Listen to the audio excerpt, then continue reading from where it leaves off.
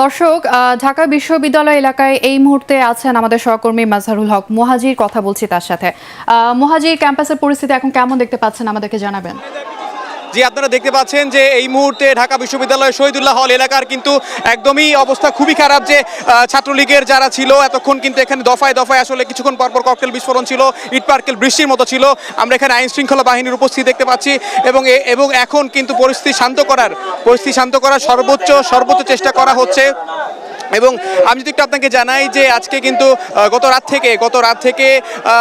রাত থেকে এই কোটা সংস্কার আন্দোলনে যারা ছিলেন তারা কিন্তু রাজাকার বলে ঢাকা বিশ্ববিদ্যালয় এলাকায় প্রদক্ষিণ করে এবং আজকে সকাল থেকে কিন্তু এখানে একটা থমথমে অবস্থা বিরাজ করছে সারাদিন থেকে।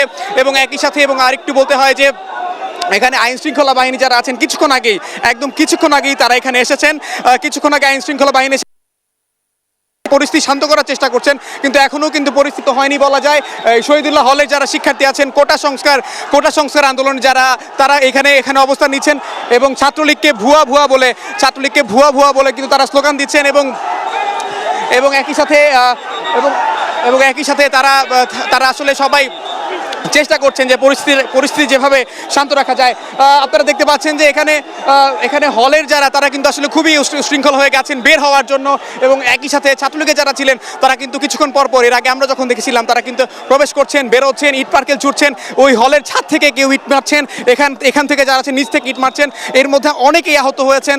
যারা আহত হয়েছেন তাদেরকে ঢাকা মেডিকেল কলেজ হাসপাতালে নিয়ে যাওয়া হয়েছে। আপনারা জানেন যে ঢাকা মেডিকেল কলেজ হাসপাতালের সামনেই কিন্তু এই ডক্টর শহীদুল্লাহ হল এবং যে শহীদুল্লাহ হলের সামনে এখন এই রোড থেকে পুরো রোডটা কিন্তু আসলে একেবারে ইট পাটকেলে ছেয়ে গেছে এবং পরিস্থিতি আসলে এখন পর্যন্ত কখন শান্ত হবে সেটা কিন্তু কোনোভাবেই বলা যাচ্ছে না। কারণ আইন শৃঙ্খলা বাহিনী আসার পরও পরিস্থিতি কিন্তু এখন উত্তাল এবং যারা রয়েছে শিক্ষার্থীরা যারা রয়েছে তারা কিন্তু এক ধরনের বিশৃঙ্খলার মধ্যে জড়িয়ে গেছেন। আমি একটু আপনাকে যদি দেখাই যে এখানে যারা আছেন তারা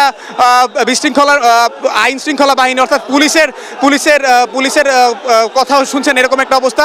বাঁধ ভেঙে তারা বের হয়ে আসবেন এমন একটা অবস্থা কিন্তু এখানে বিরাজ করছে। একই সাথে এখন এই পরিস্থিতি আসলে কোন দিকে গড়ায় হয়তোবা আনুষ্ঠানিকভাবে আমরা যদি কোনো বক্তব্য পাই তাহলে আপনাদেরকে বাকিটা জানাতে পারবো। কিন্তু এই মুহূর্তে আমার এই ডক্টর শহীদুল্লাহ মহল থেকে এখানে ছিল সর্বশেষ। পরবর্তী সংবাদ হয়তো আমরা আপনাকে পরবর্তী জানাতে পারবো। মুহাজির, আমাদের সাথে যোগ দেওয়ার জন্য আপনাকে ধন্যবাদ।